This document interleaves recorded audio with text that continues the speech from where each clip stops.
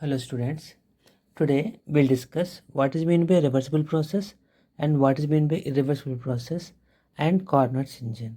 This is very important question. So what is meant by reversible process? The process that can be retraced back in the opposite direction with no other change anywhere else in the universe. That means, for example, if you consider ice into water, or water into ice, that means we can retrace back in the opposite direction. That means, for example, if you want to convert ice into water or water into ice, this process is nothing but reversible process. Next one is irreversible process. The process that cannot be retraced back in the opposite direction is called irreversible process. That means, for example, work done against friction or diffusion of a gas. For example, if you consider, if you rub our hands, there will be some heat is produced. Heat is produced. Or for example, I am going from one station to another station. So let us consider this is A, and this is considered. Let us consider this is station B. If I am consuming petrol from station A to station B, some half liter petrol from station A to station B. If again come back to the station B to station A, we cannot get that half liter petrol. That means we cannot retrace back in the opposite direction. This process is nothing but irreversible process. Carnot-engine. So this is carnot-engine is an irreversible heat engine that operating between two temperatures. It is operating between two temperatures, T1 and T2. This is based on second law of thermodynamics.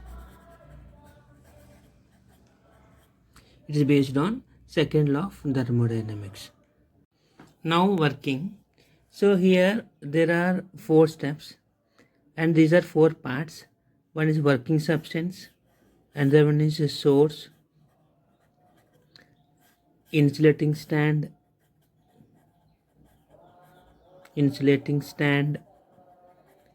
and sink. Before talking about its efficiency, there are 4 steps. In this is called working substance. This is completely adiabatic wall. What is meant by adiabatic wall? This is the wall which does not allow heat through them. This is nothing but adiabatic wall. This piston is also a adiabatic wall. And the bottom is nothing but diathermic wall. Diathermic wall is nothing but which is a conducting wall which allows heat through them. This is the source. That source is maintain a temperature T1 is nothing but a source, and insulating stand. In this there is no heat flow. That means it does not allow any heat. Whereas sink is maintaining a temperature is T2. The temperature is T2. Now step 1, the working substance, we are bringing this working substance near to the source, and we move the we are moving the piston moving up. That means that process is nothing but isothermal expansion. So in this isothermal expansion, work is done by the gas. So step 1 is nothing but isothermal expansion. So isothermal expansion. In this, work done by the gas. In this process, work done by the gas. Step 2 is now the working substance we are bringing this working substance near to the insulating stand. Okay, that means there is no heat flow system and surroundings. This is nothing but adiabatic expansion. In this adiabatic isothermal compression, okay, that means the piston again come back to the its original position. Okay, that means that process is nothing but isothermal compression. In this, work done on the gas. Okay, this is first step one is work done by the gas. This is the by the gas step one. Whereas isothermal compression, in this, work done on the gas. That is very important to memorize. Okay, after that again we are keeping that working substance near to the working substance. Then the gas will compress adiabatically. Now if you want to derive the equation for this one, we have to memorize one diagram called PV diagram. In this PV diagram, we are taking pressure on y-axis and volume on x-axis. Okay, we are taken volume on x-axis and pressure on y-axis. The step one now working. So remember, so from P1 V1 T1 to P2 V2 T1, in this isothermal expansion takes place. Similarly, from P2 V2 T1 to P3 V3 T2, in this adiabatic expansion takes place. And from P3 V3 T2 to P4 V4 T2, in this isothermal compression takes place. Similarly, from P4 V4 T2 to P1 V1 T1, in this adiabatic compression takes place. So remember, during work done in isothermal expansion, W1 equal to NR T1 ln V2 by V1. Okay, so here always remember T1. So NR T1 ln V2 by V1. This is nothing but anti-logarithm. Okay. Similarly, if you want to calculate adiabatic, this is the isothermal expansion. Work done. This is the work done in isothermal expansion.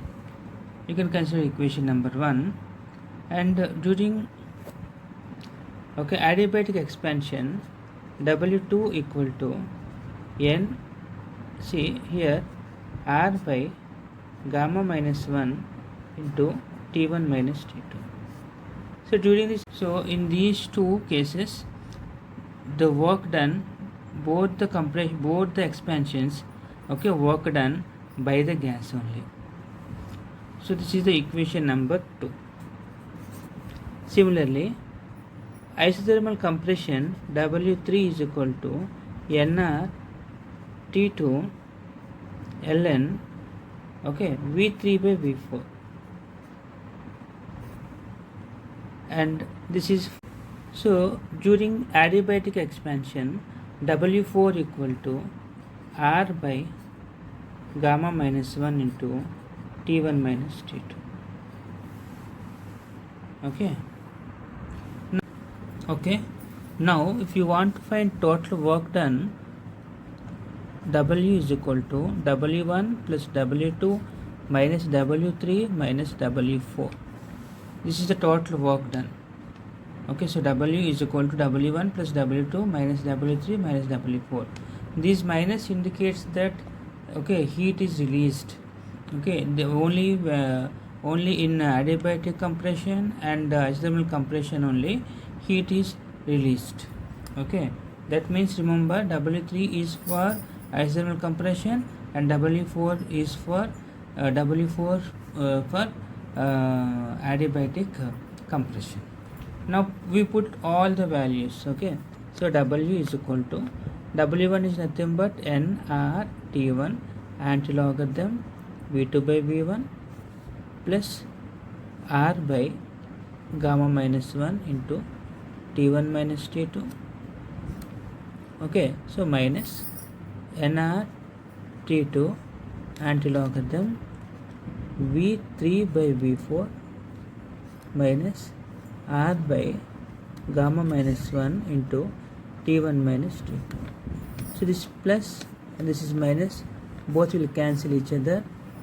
Therefore, the total work done W equal to nr t1 ln v2 by v1 minus nr t2 ln v3 by v4.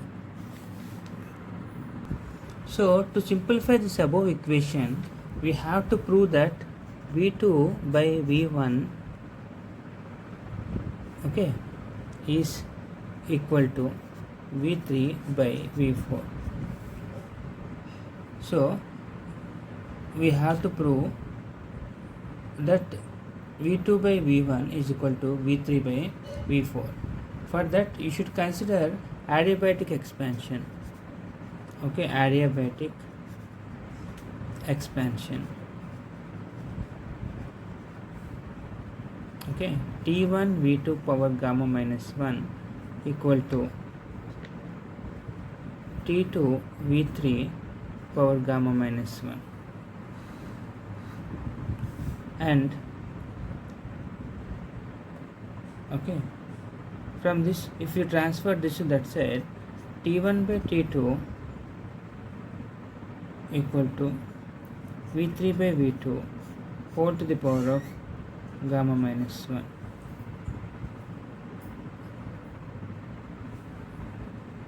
Similarly, adiabatic compression. During adiabatic compression,